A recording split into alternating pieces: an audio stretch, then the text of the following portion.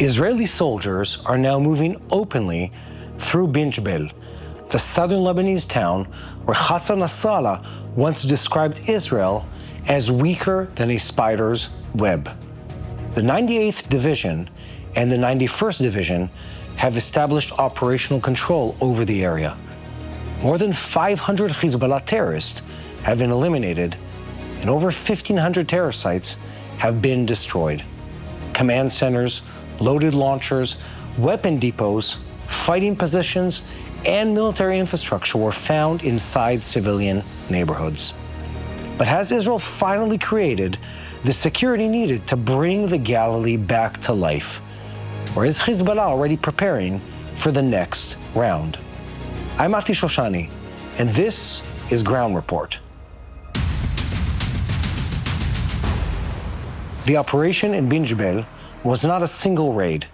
Israeli forces surrounded Bint Jbeil and the neighboring town of Ainata before moving into the built-up area. Forces from the Givati Brigade and the Agoz unit advanced through streets that Hezbollah had spent years preparing for combat. They searched buildings, they opened routes, located weapons, and directed fire against positions used to launch rockets towards the people of Israel. Engineering forces examined walls, floors, courtyards, and underground spaces. And a small opening inside a civilian structure can lead to a tunnel shaft, a command room, or a storage area filled with weapons. Infantry clears the building. Engineers examine what lies beneath it. Armored forces protect the movement, while intelligence and fire control teams identify targets farther inside the town. Within approximately 1 week, the 98th Division achieved operational control. The mission was then transferred to the 91st Division, which is continuing to search the area and destroy the infrastructure Hezbollah left behind. The transfer matters. Entering a town and striking visible targets is one stage. Holding the area long enough to uncover what was hidden is an entirely different one. Hezbollah built its military system to survive the first Israeli attack. Weapons were dispersed among homes.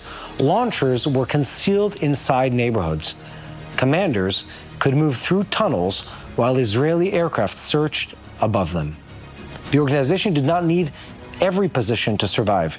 It only needed enough hidden infrastructure to remain operational after the main battle ended.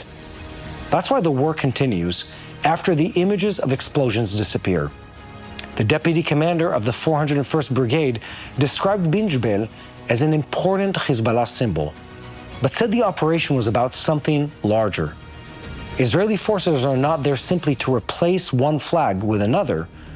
They're trying to remove the systems that allowed Hezbollah to threaten northern Israel from only a few kilometers away. Every launcher destroyed in Bint Jbeil reduces the immediate danger to communities across the border. Every tunnel uncovered removed another route that could have been used by the Radwan elite force. Every weapons depot eliminated makes it harder for Hezbollah to rebuild the same threat quietly. For residents of Metula, Kiryat Shmona, and the communities of the Galilee, this is not a theoretical military discussion. It determines whether children can remain in school, whether farmers can plan another season, and whether families can return home without wondering what Hezbollah is preparing across the border. That change is already being felt farther south, here in Tiberias. We're sitting here in Kiryat Shmona, a city that myself and our team have visited many, many times in the last couple of years, usually in the context of war, talking about something entirely different, talking about bringing tourism back to this part of the country. We understand that the Galilee suffered in the last 3 years from the war and lost all its tourist movement. And we want to revive it. We understand that the quiet is coming, that the situation in Lebanon is stabilizing, and now we can get the life back into Kiryat Shmona and the Galilee. And we do it in the civil life, the schools, the settlements, the cities, but also in tourism. And we want to call all the tourists in Israel and from abroad, come to the Galilee, it's reviving now. This is time to get here. Yeah. You were telling me something earlier that I think is important, where the first step is reminding people that it's safe to come here. And maybe you can address that, anyone who's concerned at home of, do we come back? Is the war over? Why do they need to come to the Galilee? Okay, we understand that the war is not over yet, but we are very strong in Lebanon, that it's very far away from him. We took the border at 10 and 20 kilometers north, and now we have quiet here in the cities of the Galilee. And it's a new situation. It wasn't like that in the last 30, 40 years. So it's the quietest time in the Galilee, and it's new. It's a thing of the last few weeks or months. So this is the time where everything is getting back to life. And if you'll come here, you won't feel the war at all, because it's happening a lot northern than where we are now. And to people, it's hard to get it, because, wow, we were here last year, there were bombs, there were drones. Well, what's the situation now? It's very different now. And come and see it for yourselves. That is the opportunity now visible in the Galilee. It's not yet a guarantee. Lebanese political sources claim Hezbollah is already reinforcing positions north of the Litani River, rotating operatives, stockpiling food, and preparing hidden locations for another possible confrontation. Those reports have not been independently confirmed in full, but they reflect the central problem Israel is trying to solve. Hezbollah can lose control of a town and still preserve weapons elsewhere. It can move its operatives north. It can wait for Israeli forces to withdraw and later test whether the Lebanese state is willing to stop them from returning. That's where the military campaign meets the negotiations. After 2 days of talks in Rome, representatives of Israel, Lebanon, and the United States agreed on the structure and guidelines for what are being called pilot zones in southern Lebanon. Final arrangements are expected to be completed before implementation truly begins. Under the proposed process, Israeli forces would withdraw from the designated areas. The Lebanese armed forces would then deploy and assume security responsibility. A third party would be required to verify that Hezbollah's fighters, weapons, tunnels, and military facilities had been removed. That final stage may be the most difficult. Checking whether Hezbollah uniformed members are standing in the street is relatively simple. Proving that a private building does not contain a sealed weapons room or a hidden shaft requires access, intelligence, and the authority to act. Israeli officials say UNIFIL and the United Nations Truth Supervision Organization will not serve as a verification mechanism. American soldiers are also not expected to enter Lebanese villages and conduct the inspections themselves. Washington can coordinate the process. It can provide the intelligence, funding, and diplomatic pressure. But the Lebanese army will eventually have to prove that it can confront an armed organization that has operated above the Lebanese state for an entire decade. Hezbollah opposes the negotiations and refused to surrender its weapons. And inside Lebanon, efforts to disarm the organization have already deepened political divisions and created warnings of internal conflict. This is not simply an argument over one border agreement. It's a struggle over who decides when Lebanon goes to war. Does that decision belong to the government in Beirut or to Hezbollah commanders receiving direction from Tehran? Iran now has an even stronger reason to preserve Hezbollah. The Islamic Revolutionary Guard Corps is under sustained American pressure. Iranian military infrastructure is being struck, and Tehran's ability to project power directly is being challenged. Hezbollah remains one of Iran's most strategic and important assets. If the organization can still threaten northern Israel, Tehran retains another front it can activate as the confrontation with the United States develops. We've beat Hezbollah in a way that we haven't done in many years. We've stabilized the situation in Syria in a way that hasn't existed since before me or you were born. And the same exists also to Iran. I think we're about to see a time of peace and prosperity and safety in this part of the country that hasn't existed in decades. I couldn't agree more. I was abroad 1 month ago, and I said to the people in the US, the soldier of the IDF who fought in Lebanon, fought the war of the Western civilizations. Absolutely. And we won. We won. As you said, Hezbollah is not a factor anymore. We hope Iran is not a factor anymore. And this will bring peace and prosperity to all of Israel, to all the region, not just Israel, to Syria and to Lebanon and to Saudi Arabia, and the Israel in it, and the Galilee especially in it. And we are on the threshold of a new era here in the Galilee, and we call you to be the first that enjoyed it. The word victory must now be measured by what happens after the main battle. If Hezbollah cannot return to the border, if the Lebanese army takes real control, and if Israel can act against serious violations, the military achievement may become something lasting. If the agreement merely creates time for Hezbollah to reorganize, then the next confrontation is being delayed, not prevented. A new year has begun, and with it comes a renewed opportunity to make a real difference in the land of Israel. The Rebuild Israel campaign is back, and this Tu B'Shvat, we are planting something powerful, an apple orchard in Israel's north, near the border with Lebanon. But this isn't just about trees. It's about healing a wounded land. Every tree planted brings new strength. It creates jobs, restores agriculture, and sends a clear message. The people of Israel are not giving up. Your support makes this possible. Your donations go directly to planting these trees. Each tree is a symbol of hope, a symbol of faith, and your part in this mission leaves a lasting impact for generations to come. Plant a tree, restore the land, and build the future. Go to www.tbn.org/rebuildisrael and be part of this mission, one tree at a time. What you see on YouTube is only part of the story.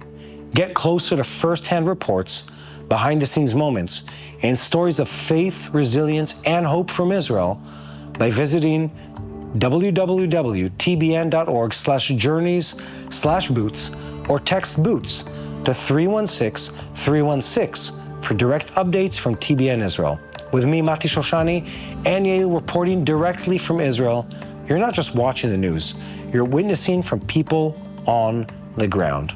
TBN Israel brings honest, first-hand coverage from the ground in Israel to viewers around the world. In partnership with TBN, we share what's really happening through a Judeo-Christian perspective rooted in truth, faith, and the people living it every day. Your support helps deliver on-the-ground reporting, real stories of resilience and hope, and trusted coverage that connects Christians and Jews to the land of Israel. Now, the next phase of the story will not be measured only in destroyed launchers or kilometers separating Hezbollah from the Israeli border. It will also be measured in school schedules, hotel reservations, agricultural work, new business, and families choosing to remain in the north. For years, Hezbollah imposed a hidden cost on the Galilee, even when the border appeared quiet. Residents understood that anti-tank teams were positioned across the hills. Communities lived with the possibility of rocket fire or a Radwan force raid. Investors knew that another escalation could close roads and empty towns within hours. Jewish, Arab, and Bedouin communities across northern Israel faced the same basic problem. It's difficult to build a stable economy under a permanent military threat. Tourism was among the first industries to suffer. Visitors canceled trips, hotels lost an entire season, restaurants, tour guides, transportation companies, historic sites, and family businesses all lost the people who normally keep the regional economy moving. The Galilee cannot be restored only by repairing damaged buildings. People must believe that they can return safely. Business owners must believe that another season will not disappear. Tourists must believe that northern Israel is once again a place to visit rather than a front line seen only in war reports. That's why this conversation in Tiberias belongs inside a report about Bint Jbeil. The battlefield and hotel room are part of the same story. The work of an engineering force beneath a Lebanese building can determine whether a Christian family from the United States feels safe visiting the Sea of Galilee 6 months later. I want to take this someplace else. Both Israeli tourists and international tourists that come to Israel have a problem. They stay in very small circles again and again. They do Jerusalem, they do Tel Aviv, they do the Dead Sea, and they do what we call Sovev Kinat. They go around the Sea of Galilee, but they don't venture far away enough from that. And there's history here that goes back to the first church. There's history that goes back to, to the Tanaim, to the ancient Judaism post-destruction period that is rich, that is complex, that is fascinating. What do you encourage people to come and see in the Golan, in the Galilee, that they haven't seen yet? We understand that there is the Israel experience. That's what people who were in Israel experienced. They saw Jerusalem. We don't compete with Jerusalem. They saw Tel Aviv, the Dead Sea. It's very nice, very important. We call people to get on top of that experience, the Galilee experience. We understand that the bedrock of our two civilizations, two religions, happened here in the Galilee, of the Christianity and Judaism. And there is a lot to see. When you are coming to one day to the shore of the Sea of Galilee, you step in the water and you go back, you didn't experience the Galilee. You were in the Galilee. So we are in the GDA, are building now tourist activities all around the Galilee that centers in this experience, the Galilee experience. Spiritual, religion, tourists, political, civilian experience that get all the things that we have here in the Galilee, and we have a lot, and bring them to the tourist in the end of that comes here and visit here. We'll give you everything that you have to experience in Galilee, and I believe it's a very unique experience to every tourist who will come in, but especially the Christian tourists. That's where the whole thing began. That history survived war, empires, earthquakes, and generations of political change. The challenge now is to ensure that it also survives Hezbollah's attempts to turn northern Israel into a permanent conflict zone. The military achievement in southern Lebanon will ultimately be judged by whether it allows the people of the Galilee to build, work, worship, and welcome visitors without waiting for the next alarm. Will the pilot zones become the beginning of genuine Lebanese sovereignty? Or will Hezbollah use the pause to return beneath the surface? Keep spreading the truth, follow us, and most importantly, don't forget to click the subscribe button so that you can stay tuned to the truth in real time and never miss boots on the ground. Keep looking for me, Mati Shoshani, and Yair Pinto on social media to see life in Israel through our eyes. Now I want to remind you, as always, to pray for the people of Israel. Now more than ever, we are at the tail end of a dramatic, historic, and unique war in history, where our countries, the United States and Israel, stood up to the enemy of our time, to the villain of our time, the Iranian Ayatollah regime, stood up to it and continue fighting against it.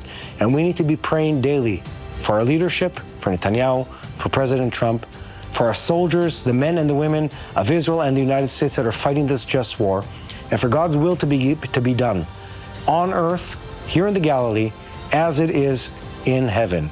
Be blessed, guys, and I'll see you all the next time. Hello, this is Mati here in Jerusalem with TBN Israel. This is Yair Pinto from TBN Israel here in Jerusalem. TBN Israel is keeping viewers informed with Israel-focused news, culture, and what God is doing in this land. Support TBN Israel today online at tbn.org/Israel. Thank you.